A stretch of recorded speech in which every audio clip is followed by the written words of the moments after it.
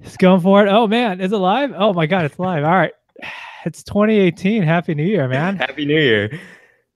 Oh my god, it's been like what, 3 weeks, I think? Yeah, I think so. Oh wait, are you in a different office? No, same office, just different angle. Oh, different angle. It makes all the difference. Yeah. 2018, I got a new setup. No, it's the same setup. I just decided to put a light in here.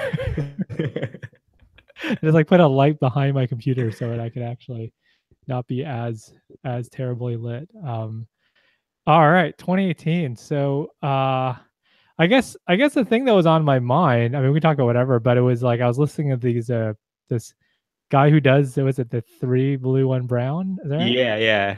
So he has these podcasts he does with these two other guys. It's called like the Ben and Blue podcast. And it's just like three guys just talking. It's really similar to what we do, I think. Yeah, I mean, I listened to the first 20 minutes of their talk on education. It was pretty good. It's like the same thing we talk about, except there's like a third wheel. The third guy just jumping in once in a while.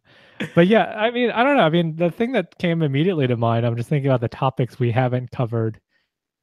One thing would just be talking about just the world of K-12 math, since it's one of those things where like everybody relates to it because everyone has had, every adult has had to do some kind of K-12 math. And you've Yeah. been in this business for, 6 years or so, really thinking about it full time. So that was just what was on my mind. They were talking kind of roughly about that on their podcast. Not really though, but I felt like that was like it's somewhat of a well scoped thing to talk about. Yeah. So you want me to just dump my thoughts and then Yeah, let's go for it. Yeah. well, so yeah, K-12 math, it's a tricky thing. I mean, I think a lot of people who are thinking about what kind of job they want to do, it going into education appeals to them because there's this social need, right? And there's this intuition behind like, why is education a good thing?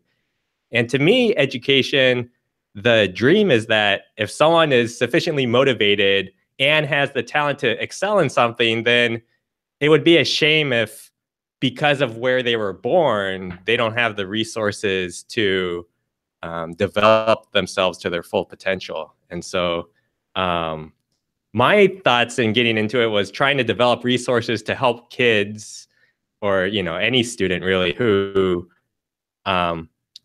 wants to learn more, but just for whatever reason, none of the resources online really resonate with them.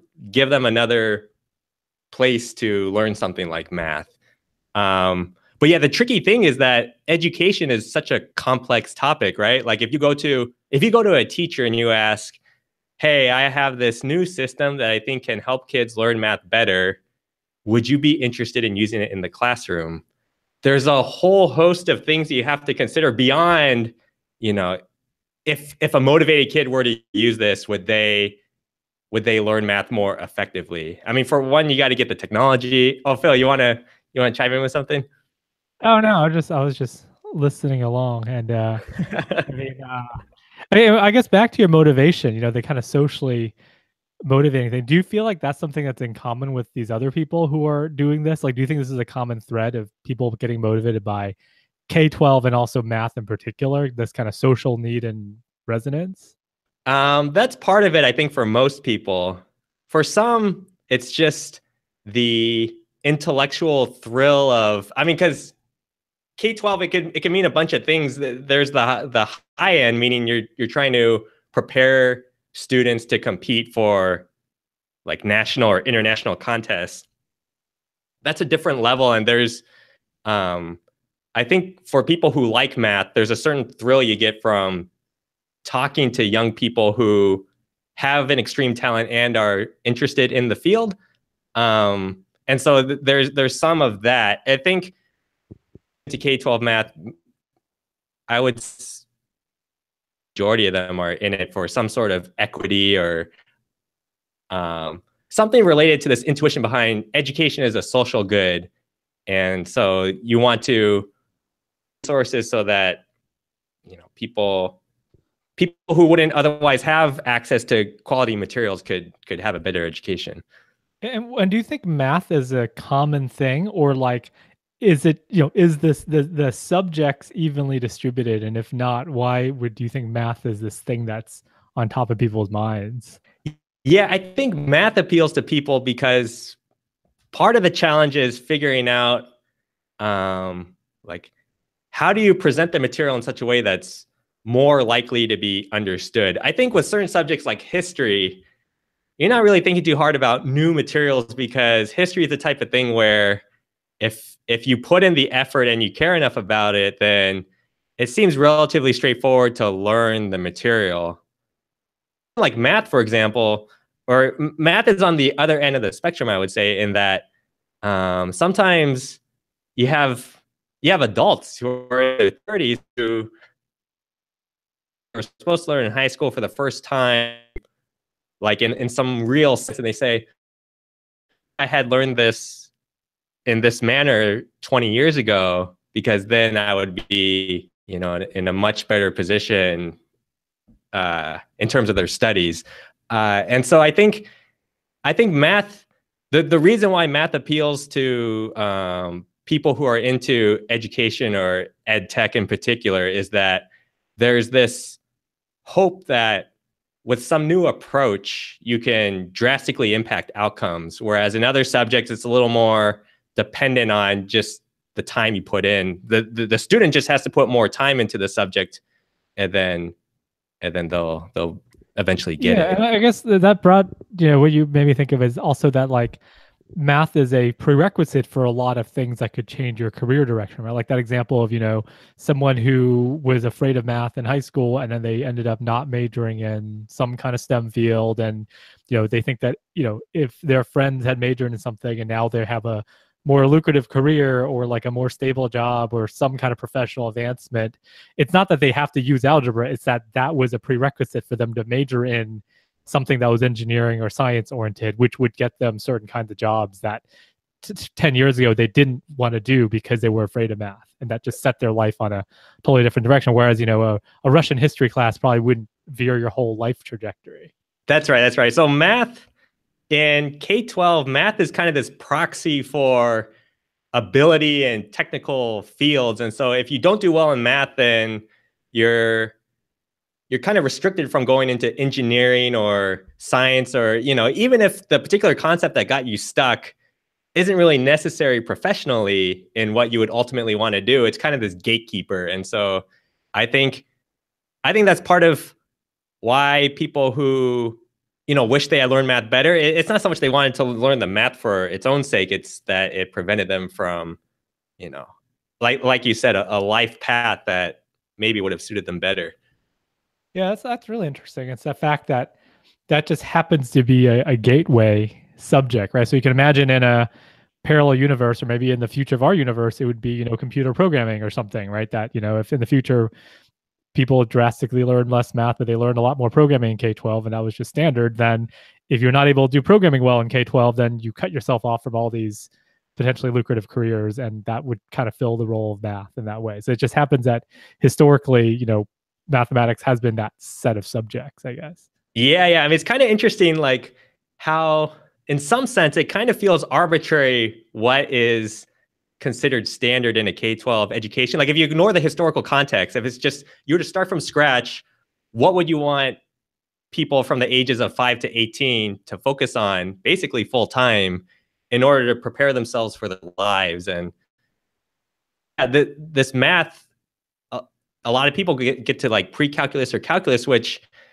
depending on your career path could be massively overkill if you just look at it from the standpoint of, skills that are job relevant. And so like, I guess, I don't know, for someone like me who really likes math, it's sometimes I think about, should most people learn math or basically be forced to learn math in their teenage years? And I don't have a great answer, but yeah, it's something to think about, that like, just because the system is the way it is right now doesn't mean that it's necessarily the only way you could imagine it.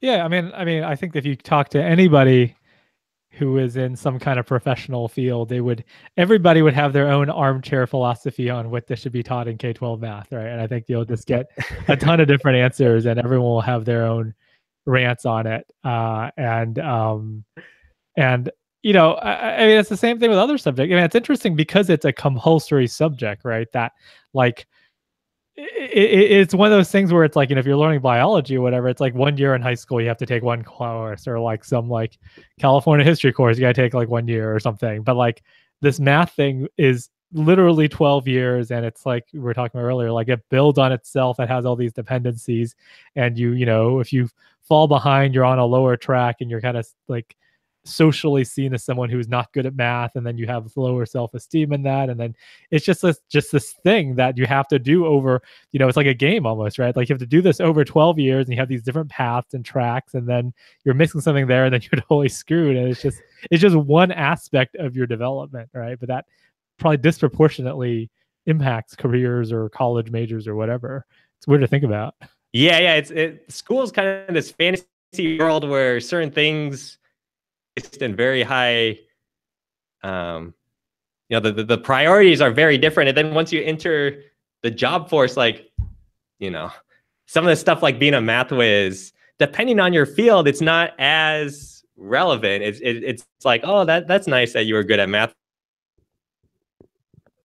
versus like this essential life skill that it feels like when you're a teenager.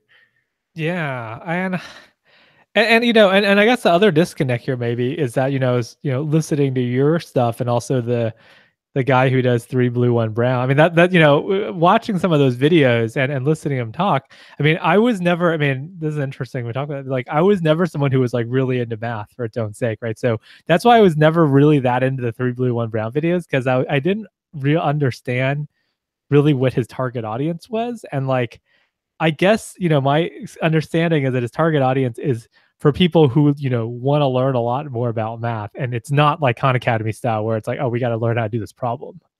Yeah. I think to me, the appeal is if you've never, I mean, some people, they have this like math interest where if you present certain mathematical concepts, there's this intrinsic thrill almost of seeing it presented beautifully. Mm-hmm. And not everyone who thrill or capacity to get thrilled ever experiences it. Like if they were to be taught math in a school where the focus was on rote exercises, or it's very possible for someone with this math, with this desire to kind of learn math in a fun way, to never really experience it. And so something like 3 Blue 1 Brown, like comments, and people are thrilled because they experience this emotional high that they haven't experienced before. Interesting. And what do you think those people are at in their lives? Like they already done with all their education and they're working, and then they're like, whoa, I like, this is a tight video because it's like explained in a different way. Or do you think they're just learning it in a class, and then they're searching for videos and they watch this alternate explanation that's actually directly helpful for their class? I mean, what's your hunch? Yeah, it's probably, I would say the majority are people who are learning it like in a classroom setting. And so like, even if you're learning it because you have to, you can still, go on YouTube, like almost on accident, stumble upon this video and just say to yourself, wow, this makes so much sense. Like something that you've been struggling with for a long time. And then you suddenly have it presented to you in a way that resonates with you. I think that can be an emotional high. And then on the other side, it's just people who said, hey, 3 Blue 1 Brown is pretty cool. Why don't you take a look? And then I mean, I view it more like the Casey Neistat style. Like it's entertainment and it's interesting. It's aesthetic, right? It's almost like design and aesthetics in, using these mathematical concepts to illustrate these things graphically and in an interesting way for some of them. Yeah. I mean, there's some of them like the linear algebra lessons. I think those are much more tutorial like, it seems. And like a fresher sense, because like I consider myself pretty good at math, but it had been a while before I had experienced some of these concepts. And then I just desired some kind of quick way to go through some of this basic calculus and linear algebra. And then the three blue, one brown, if you're in that demographic, I think it's the perfect refresher for someone who already knew it, but just wants to re-experience those concepts to get them fresh in your mind. It's a very, it's not just entertainment.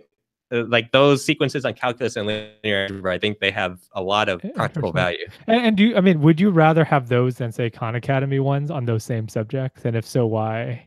I mean, I think so. I mean, for someone who already learned it, I think it's the three blue, one brown is at a faster pace, I would say. And so you just want like the high level concepts and you can fill in the blanks. Whereas Khan, it's a little more step by step, which, serves a different audience. But for someone who wants a refresher, I think three blue, one brown is the best. Interesting.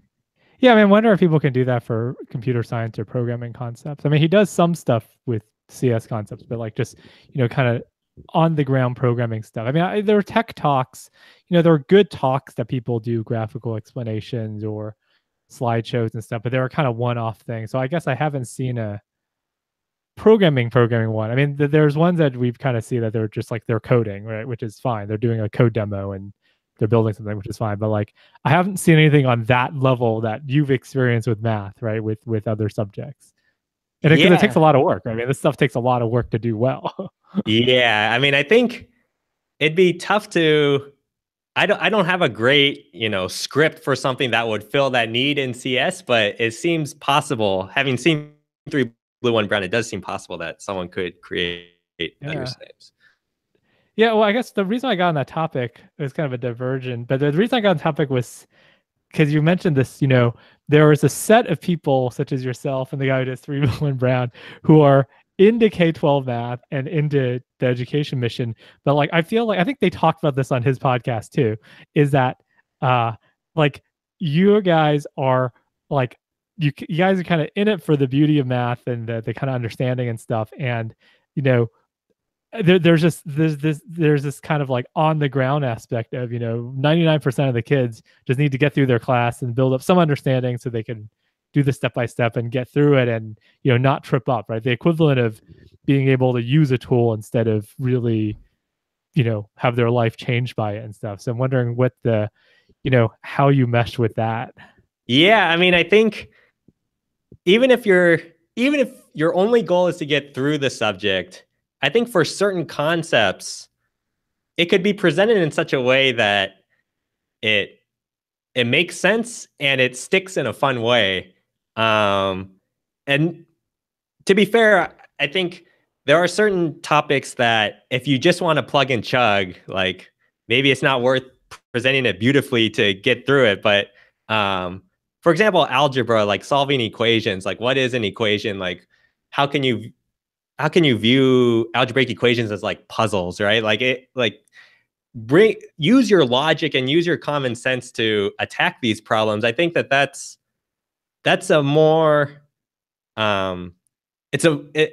it's more fun to do it that way, and I think it's also more effective to kind of view it as a puzzle as opposed to rote. Because the thing about math is that if you approach it from a memorization standpoint, then at some point your memory can't keep up, or at least that's the case for most people. And so having it presented in a way that makes sense isn't just for entertainment value. It's also it's designed to, or the way I see it is that it can be the most effective way to learn it, even if your goals get through it. And that's an interesting selling point, right? That it's actually the more effective way, right? Because if you're doing a brute force or a memorization approach, your brain just can't handle that much, right? It doesn't scale up well, right? You go for super simple things, but it doesn't scale up well. But if you, I was trying to think of an analogy here, right? I mean, there's kind of a chess analogy, but that's even more obscure in the land of people who like stuff. I mean, it's kind of like if you're just memorizing chess combinations and moves, you can only get so far, right? But if you understand the game at a deeper level, then you don't have to,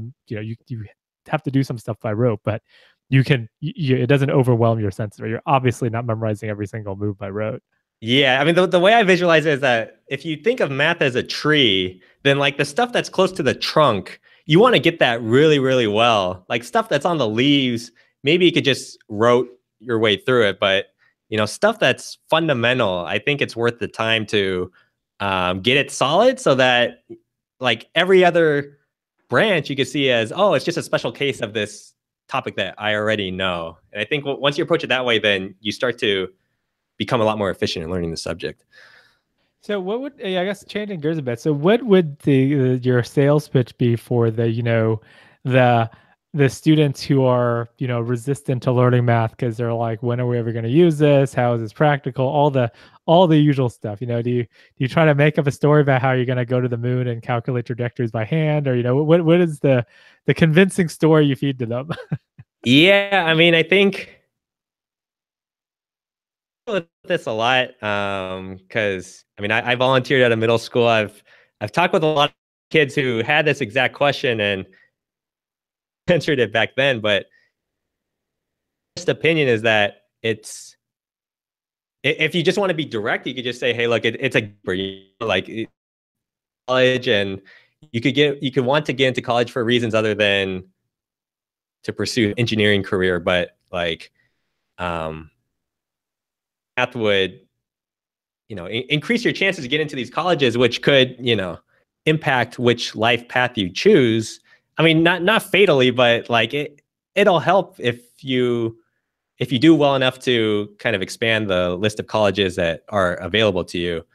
And so that would be, depending on the student, that would probably be my primary message, is that the strongest message is that, I mean, it's sort of, you got me thinking, it's sort of like posing in terms of literacy, right? It's like, it's pretty obvious to people that you need to learn to read and write in order to function in society. And it's, you don't have to know how to do all the math stuff, but it's almost like that. It's kind of a proxy for moving on and advancing your life and career almost. I mean, it's not quite like reading, but it's getting there, right? Like everyone has to at least do it. And you have to be somewhat math literate to pass high school, I guess. Yeah, I mean, like if you're in charge of the government, and it's like, oh, should we remove math as a mandatory subject? Like, yeah, I don't know. Yeah, I would not remove it. But at the same time, you go to the students, like, why do I have to learn this? I don't know. It's this tricky thing where it's tough to justify to the kid, but like if you're the person in charge, you don't want to be responsible for removing this thing, right? Like, I don't know. Like, do you have any thoughts on like how K-12 should be designed or anything along those lines? I have my armchair thoughts. I don't know if I have any armchair thoughts, but like it is weird to think about that. Like it's weird to think about that. Like math is one of the only subjects now on top of my head that you do it in K-12. I mean, you do reading in K-12, but you read in the context of a lot of things, right? I mean, you read literature in English class, you read like history textbooks, you read whatever other stuff for your social sciences class and your biology class and stuff. So all of that, you're practicing your literacy, and in a way, you're practicing your writing too, to a smaller extent, right? You have to write small essays for your history class, or like short answer paragraphs, or like science reports and stuff. So you're always exercising reading and writing, but it's like, it's almost like if we were to do the same with math, you would really infuse it in all the subjects, right? And there's a dream, some of the computer scientists, so computer science education, one of their dreams is to infuse computation into everything, right? So you can imagine a dream world where the K-12 curriculum has computational elements throughout all of it. So you don't really have a computer science course separately, but you do computation stuff in the presence of physics and biology and chemistry and your math classes even, and social sciences and whatever, right? You're taking a computational lens through doing a lot of that stuff. So maybe there's a way to do, I mean, you do some math. I mean, you do math in like your chemistry class or in your physics class. So other science fields, you do some of the math in a way. But yeah, it's interesting. I mean, the other thing I find interesting about it is that it's this, it does track the students into these buckets, right? That like, starting from elementary school, middle school, whatever, you're put in these different ranks in terms of how advanced you're in your math classes. And that, I mean, I think maybe that's the thing I want to talk about, is that a lot of that determines your peer groups and your peer influences and everything, and kind of tracks you for a lot of your life. So I'll actually tell you a story about this. Um, so when I moved to California, this was in seventh grade. So it was in the middle of middle school, right? Middle school here is sixth, seventh, eighth, right? Middle school. Yeah, yeah. Yeah, six, I seven, eight. did it 7, 8, but it looks Oh like yeah, it's six, seven, yeah, eight. six, seven, eight, where I was, and so people were already started in middle school, and I remember I had to go see the counselor in terms of like being put in what classes, and they were, they were always because I came from out of state. I didn't have any record in California, right? I had like no records here or anything, and I came from from elsewhere, so uh and my mom was really adamant about this, and she had a lot of foresight, and she said like no matter what, you have to have them put you in the highest like math course. Like they should put you in the highest whatever course, but at least the math course they have to put you in the highest one. Like you have to tell them to put you in the highest one. And I remember I had to like tell my counselor that like I had to like just tell him like I need to be put in the highest math course, and like I didn't want to say that because it's really awkward and stuff. And he wanted to put me in the medium one, right? Like not the like there's regular and like there's like the regular one, the like medium one, like the accelerated one, and then I insisted on being put in the accelerated one, and that and that that was where you found the peer group of people who were in the more accelerated math classes, and there's a big inertia effect, right? If you start in that class, as long as you're not like dropping out of it, you stay in that, right? Like you're in seventh grade in the accelerated math class, and you do that in the eighth grade, and you do the honors classes in seven, and the inertia there is to be propelled along that track. Whereas if you started somewhere else, you would be in with a completely different group of peers, and and you would, and I think people's lives could be really altered because of that, right? And and I think the math thing, now thinking back, is a big indicator of that, because it's one of the only classes that was so heavily tracked. I mean, the English classes were as well, but I thought the math ones was the yeah, because I remember in middle school we did not have accelerated science classes. We had math and English,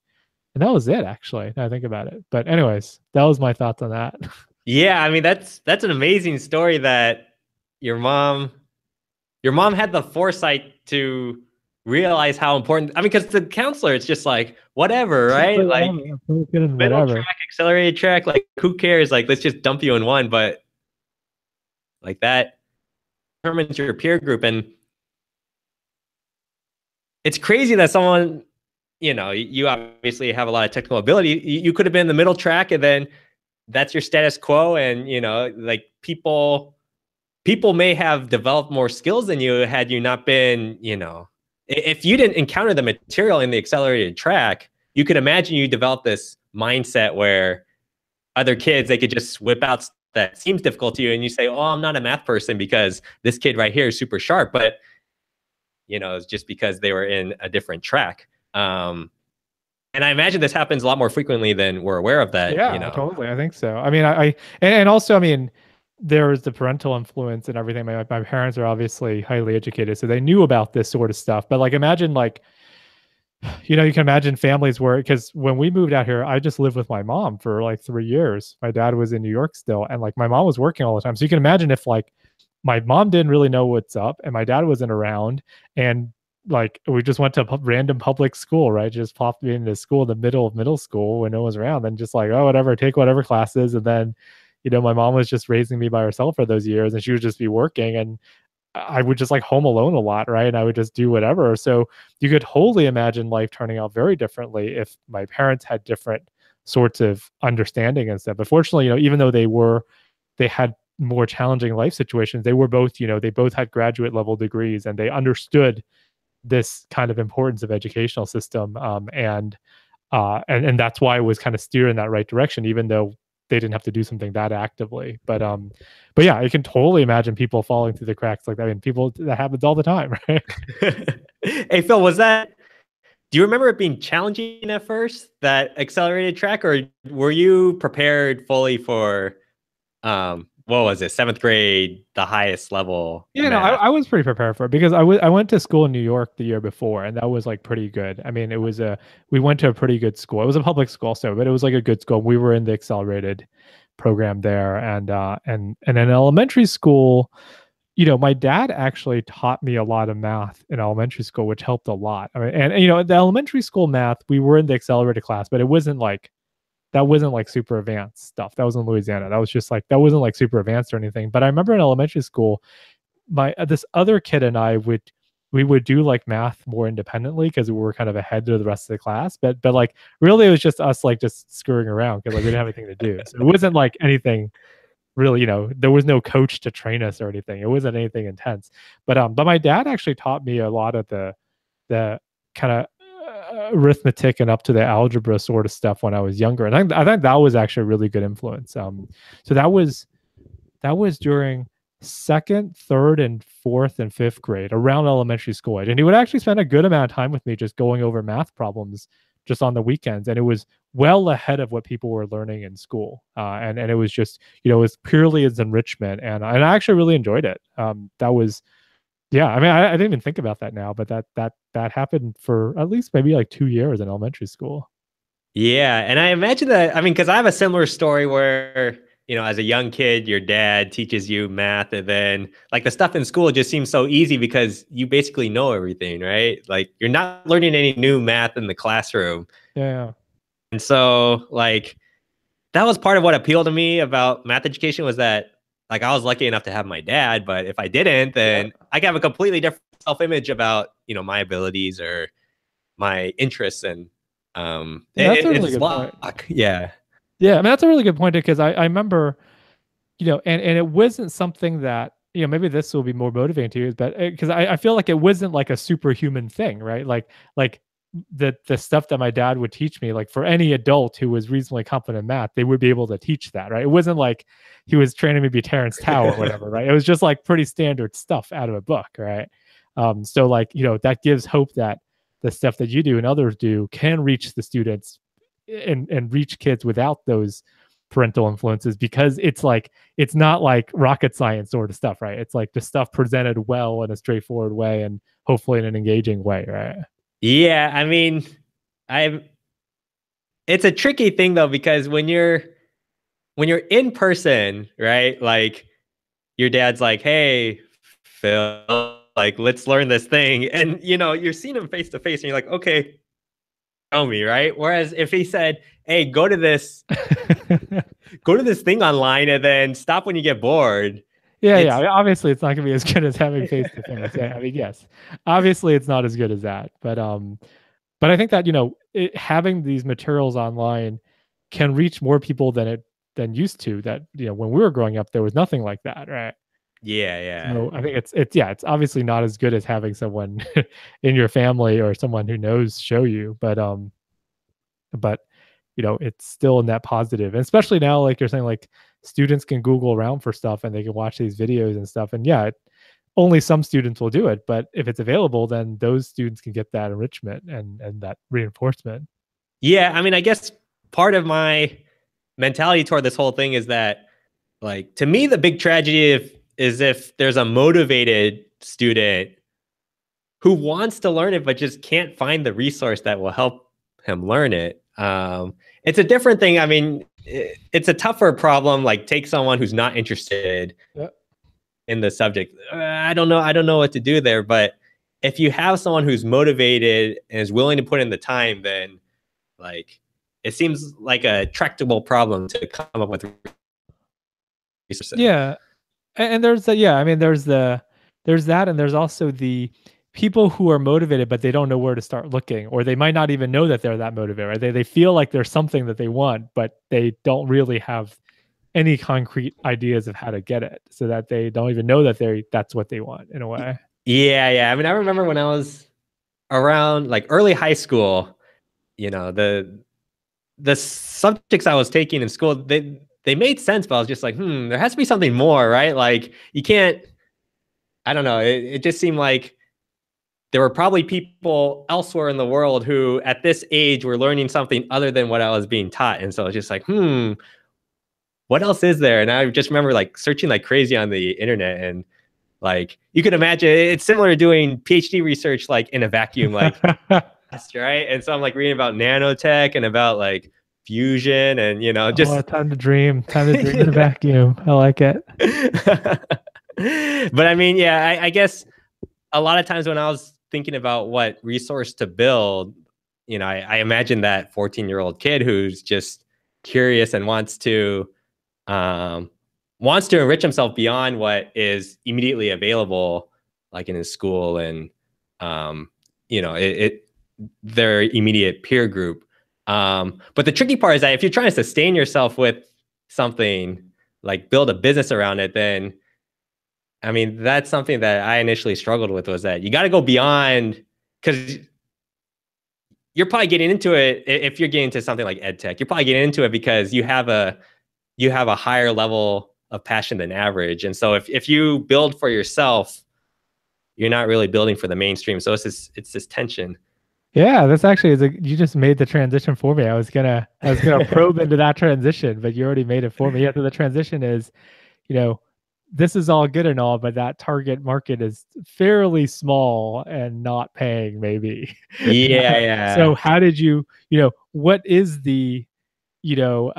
what is the largest market that you can capture currently with Math Papa, and what tasks are these people doing, and what are the most common use cases in practice? Yes, hopefully there will be that minority who are getting more enriched and stuff, but what do you think is the majority use case that drives all the all the big money? Yeah, I mean it's a tough question because there are a variety of approaches to creating a business around educational technology. I mean, if you sell directly to parents, there are pros and cons. And then if you go to the school system, there are pros and cons. And then if you go to the students, like students aren't really that rich, so you're going to have a tough time there too. But yeah, if you go to the parents, the plus side is that like it's relatively easy for a parent to pull out their credit card and just pay for something. Um, but the more difficult thing is that the market size is much smaller than institutional K-12 spending, right? Like the government. I mean, when people have these about like how this thing can get really big, it's typically with a pitch that says we're going to get X% of what the government spends on education, because the consumer spending, just parents, K-12 parents, it's much lower.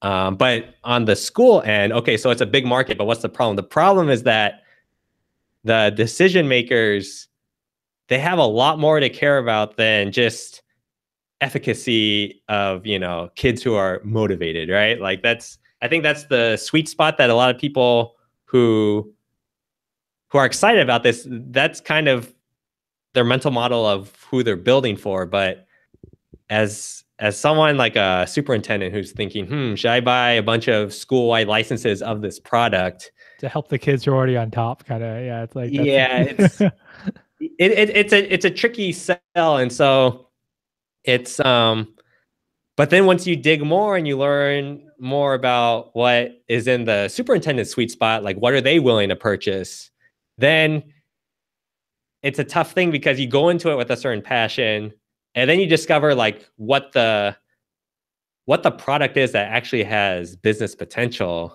And then you look at it and you're like, do I actually care about this product anymore? Right? Like you go into it with one idea, you realize that there's a related idea that could sell, but it's significantly different from what you originally had in mind. And then like you're not as excited about this new product because it's not it basically strips away everything that you thought you were going to build in the first place. I mean, to be concrete, like, you could imagine people who build this stuff, they want to build software that like, if you're a kid really into math, like you could do stuff really fast. You can like find the actual interesting stuff. Whereas if, education today, a lot of the focus is on equity or like making sure that everyone's kind of making reasonable progress. And so if you're building for the mainstream, then it's more of this, step by step, like let's drill you on 10 of these problems so that you don't prematurely skip something that, is a prereq for what's later on. And so it's this drill and kill, and it's not, you start to realize why the products, like you thought that there was a hole in the market, right? You thought that, oh, these products, they're so boring, but I have this different idea. But you realize that, hey, they were actually building what could sell, right? And Mhm. so So that's up to and including a lot of Khan Academy stuff. I mean, it seems like a lot of the Khan Academy stuff is more of that repetitive drilling thing, even though they try to transcend that. But the operational, the on the ground is very granular, lots of practice problems, to make sure you get that micro concept before moving on.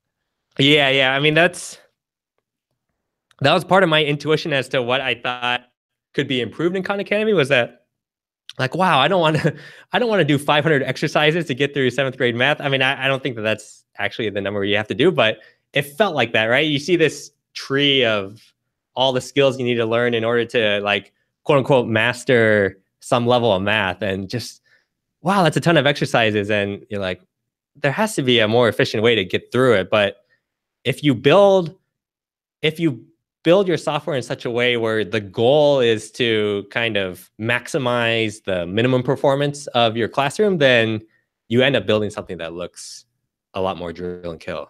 Yeah, I mean that makes sense. I mean it and it's also the, from the perspective of the superintendent or whatever, or even, even without a cynical perspective, it's like trying to market something to help the top 5% of the class be even more feeling it, and more three blue one brown videos. It's not as compelling as let's lift the bottom 50% up so that they're passing. Yeah. Yeah. I think if you go to private schools, right, then there's a little more, there's a bigger market for this idea that we're going to maximize your kid's potential. So, like, Mm. we're going to have the supplementary resource that you can choose to use or choose not to use. But if your kid has an interest for this stuff, it's available, and some kids really like it. I think that that's a more compelling pitch in the private versus public, because public, it's more about getting everyone to move forward.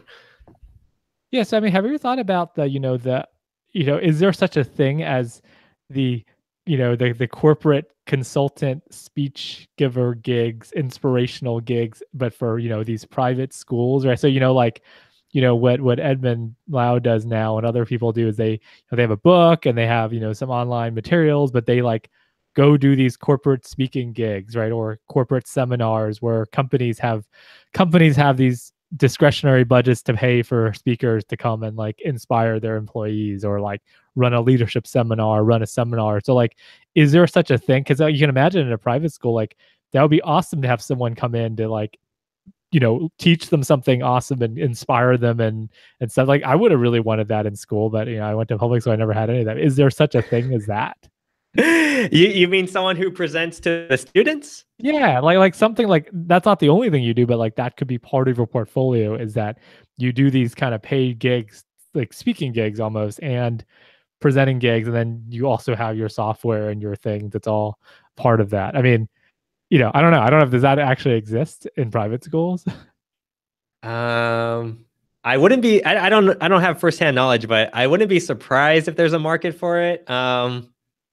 But I imagine the market is pretty small because, there's a small list of people who kind of have these indie shops where they develop math resources for, smaller schools or private schools. And like the fact that it's such a short list, like you kind of, if you do research, you kind of see some of the same names over and over again.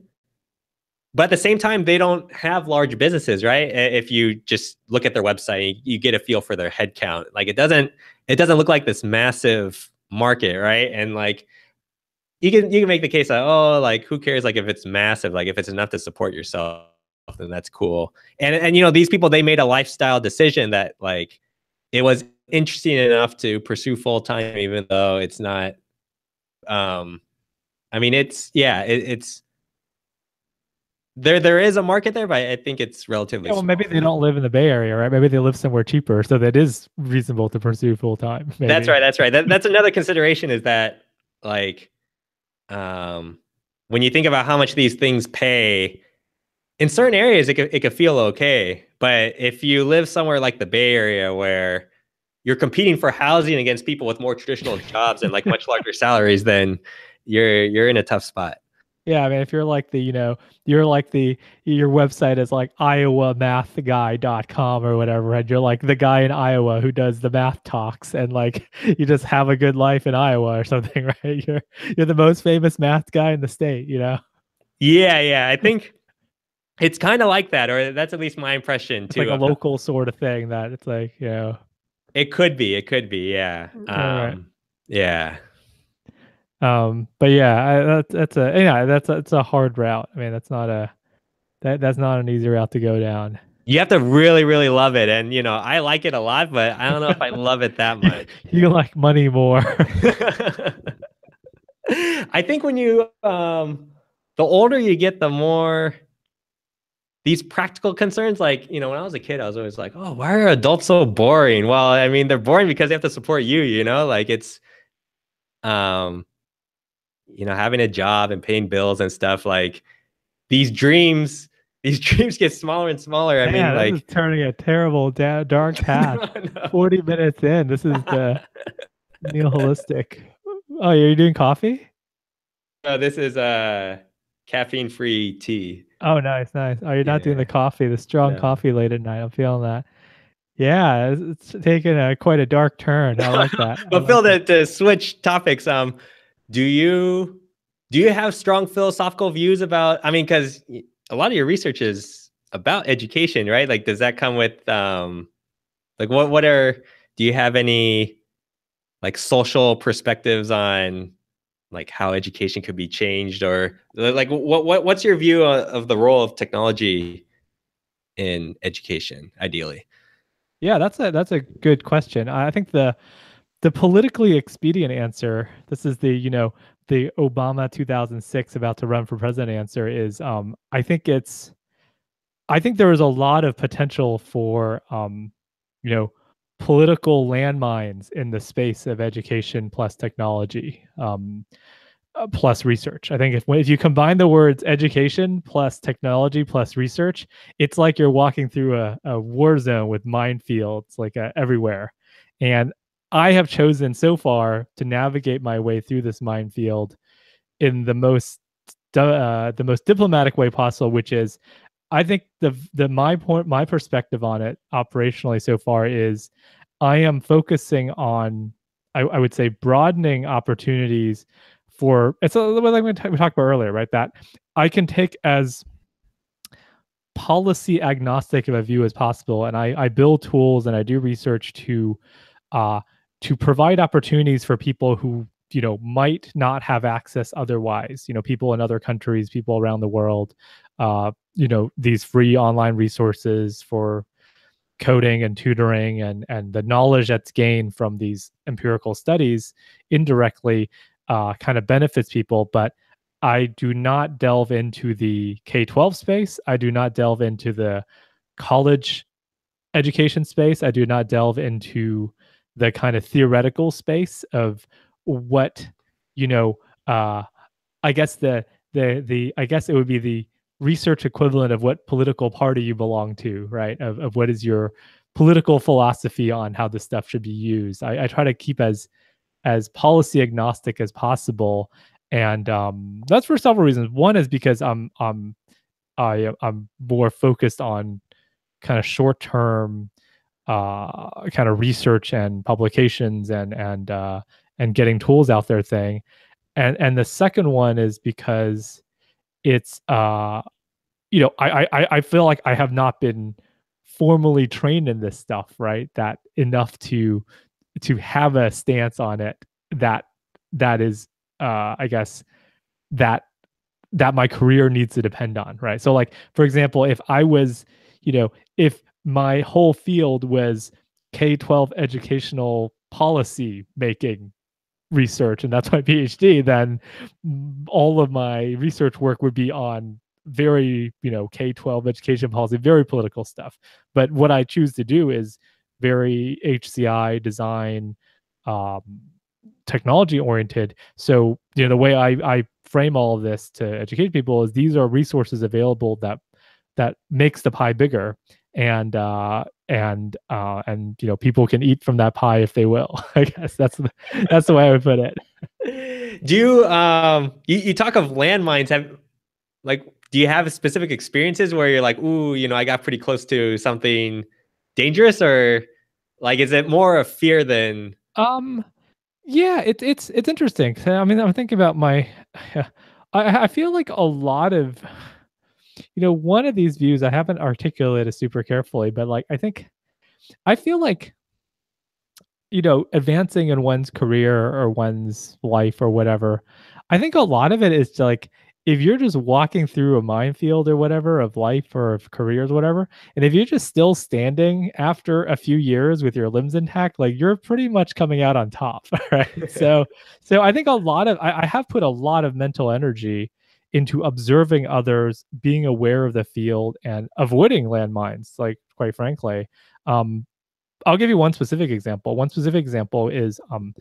when I started maneuvering my way back in academia around 2013 is when the MOOCs, right? All this MOOC stuff started coming online. And I was like, oh, should I like form my career around, MOOC research and like big data and MOOCs and like all this online education stuff on our MOOCs? Should I just go all in with that? Because that's what's gonna be hot now, right? It's like the deep learning of 2012. And I was fortunate that I was at edX and I was at MIT and I was kind of in the ambiance of where a lot of this early stuff was happening.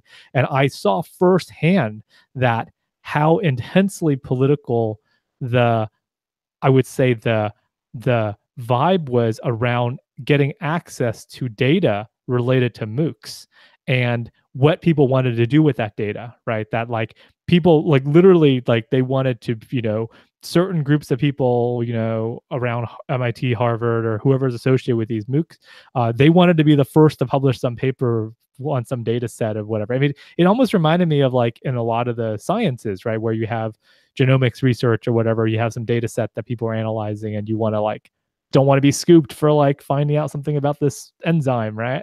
And it almost felt like the same thing except with this MOOC data because it was so early and it was like this like, you know, this gushing fountain of data people were putting out. And so I kind of saw that firsthand and I kind of got the vibe that that was not a space I wanted to directly be kind of quote unquote competing head on in, especially because once I left MIT and edX, like I wouldn't have as direct access to all this stuff, right? I mean, I was at Rochester by then and we had a Coursera thing, but it was really weak and it wasn't a very strong connection.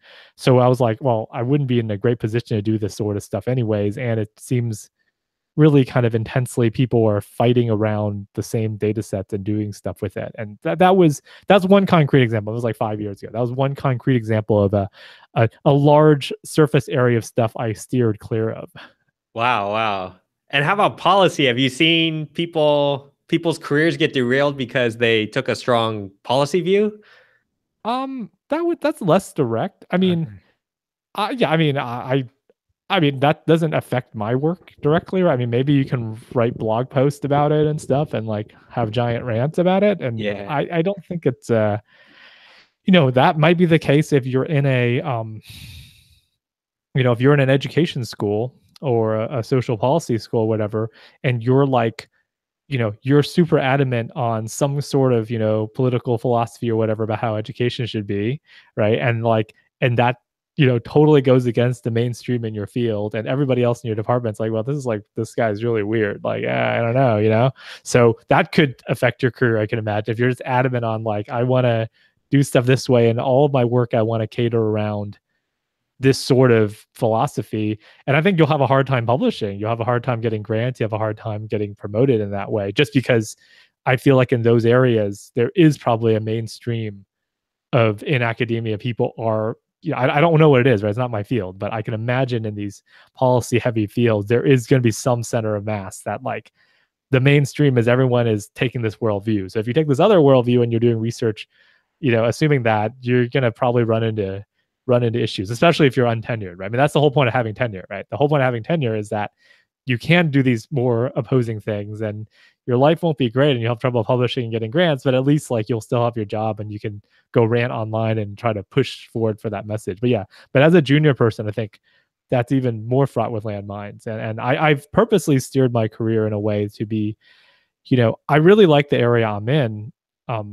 I designed it that way, is that, what I view a lot of HCI and design and technology work as is I view it as constructive and not competitive, in the sense of like everybody is designing their own systems that have their own kinds of unique twists. And of course, you have to differentiate it against other work. I mean, you can't just do the exact same thing someone else is, but like just because someone did something doesn't mean that like they totally scooped you and you can't work in this area at all. And in fact, I've personally seen people be very supportive. Like if people are working in a certain field and building certain systems, and you come along a year later and you build something that's sort of like theirs and you cite their papers and stuff, like I think they're really supportive, because like, oh, that's actually pushing our field forward. People are doing other systems that are like ours. That's really cool. Instead of like feeling threatened, like, whoa, this person's arguing against my rhetoric or whatever, and like I really don't like them and want to squash them, right? Is your feeling that the MOOC was, I mean, like, beyond the fighting for data, was there other stuff that kind of had this more competitive feel? Yeah, I think so. I mean, I felt like that was the case because, it wasn't just the domain. I think it was just because anytime you're trying to like, I guess, analyze data to say something about education or the world or whatever, then one, you're all trying to analyze similar data to, you're kind of trying to converge on some quote unquote truth, right? So that itself is competitive. And the second one, I think, with a lot of the MOOC data analysis stuff, is that you're trying to extrapolate from data, which is just, a bunch of data. You're trying to like tie that into some super framing of educational philosophy, right? You want to say like, I'll just give you I don't know, I'll try to make up an example. Let's say you had something you were pushing about, self-efficacy or some kind of a psychological phenomenon or whatever, right? And you really want to like, grab a bunch of data from different MOOCs and like their demographics and stuff, and say, look, check out these graphs, and we really want to show that, some evidence that people with higher self-efficacy from certain places do better and do worse or whatever. And like that data is just being interpreted by you and by other people, right? And like that seems very fraught with other people are going to argue against you.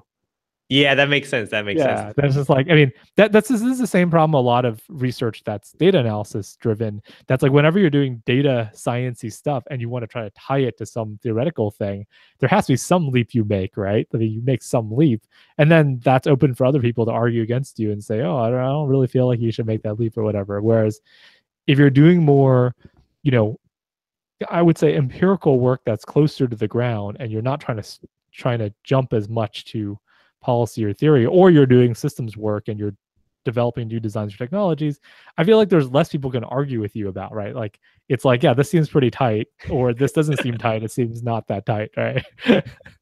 Yeah, they don't have a directly opposing agenda. Yeah, there's not direct, exactly, that's right. Unless yeah, exactly, I think that's exactly it, that like you're not like threatening someone's worldview because of what you made. Yeah, that makes a lot of sense, man. Yeah, I think that there's plenty of people who do well in this other sort of work, and there's a big place for it. It's just that I feel like that's just not in my personality and my interest to do that sort of work. And if anything, I mean, I've always described myself in the last few years as first and foremost as someone who does work in HCI, in human computer interaction, and it just happens that a lot of my work has to do with online learning and novice programmers and tutorials and training, but I've not really framed myself as an education researcher in any kind, right? Because that means that you have some background in education and you came from education school, and that has a whole other lineage that I did not come from. So I don't feel like I'm qualified to talk about that even, right? I've kind of keep my eyes on it because I want to kind of understand what the space is, but I wouldn't like I wouldn't know enough to dive into that pool. Yeah, and that's a good point. That like I think early on I had this view that, oh, I have opinions in this subject too. Like let's have a back and forth. But it's like, hold on, what are your credentials, right? Like I think education is the type of field where it's a little more about like, oh, like what have you studied in order to back up your opinion versus, oh, you have an opinion, I have an opinion. Like it's yeah, and Yeah. Yeah, and it's I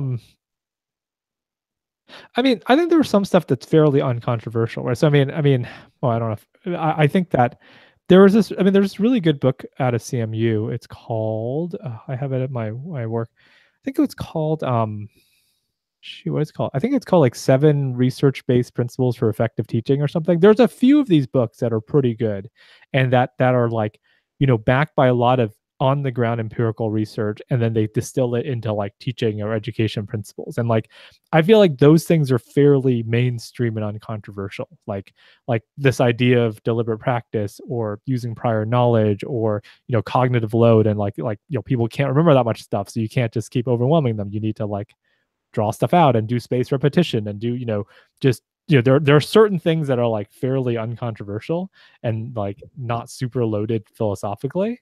So I feel like those things are good to embed in systems and talk about, because like pretty much everyone will nod their head and be like, yeah, that makes sense. Like, okay, that makes sense. But when you're getting into like these higher level things of like, what should we teach first versus what should we teach second kind of thing. It's like, it's like, what should we teach in a first computer science course versus, what should we teach in a first math course in college? And like everyone just jumps on it, right? Yeah, that makes sense. And like, was there, do you have opinions about that, or like What just we should naturally? teach first in a Yeah, computer yeah, science yeah. course.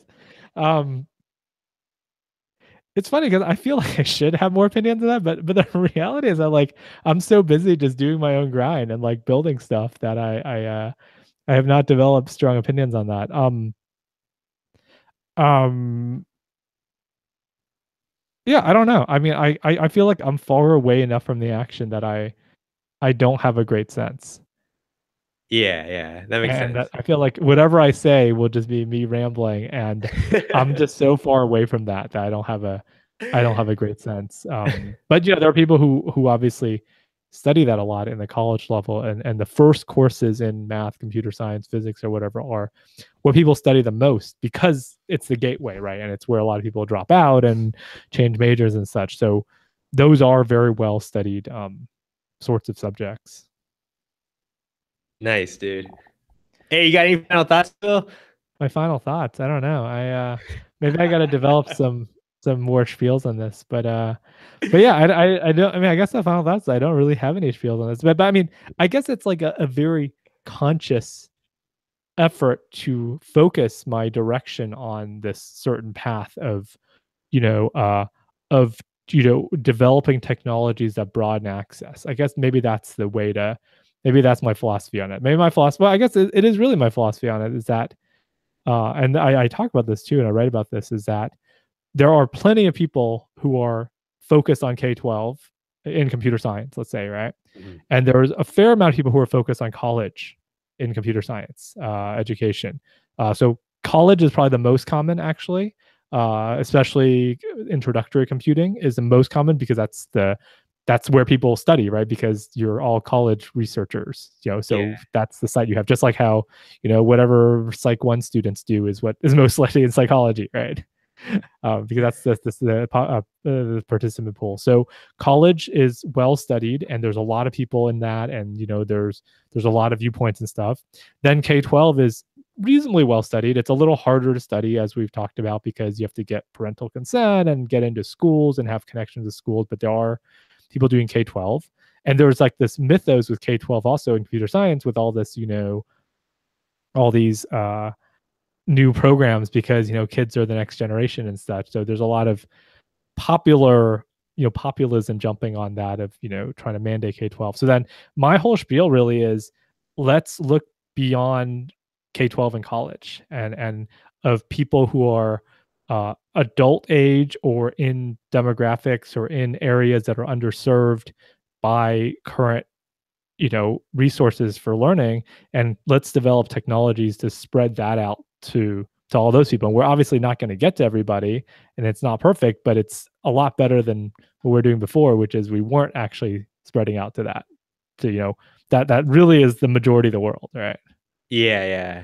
That's awesome, dude. And it's So that's what awesome I'm that feeling. you stumbled upon something that, I mean, you pitched it, I felt, in a very compelling way. So that's pretty Yeah, cool. thanks. I mean, that's interesting you mentioned that, because it's like I kind of directed my work towards that because I didn't want to, you know, because K-12 and college was already so saturated, right?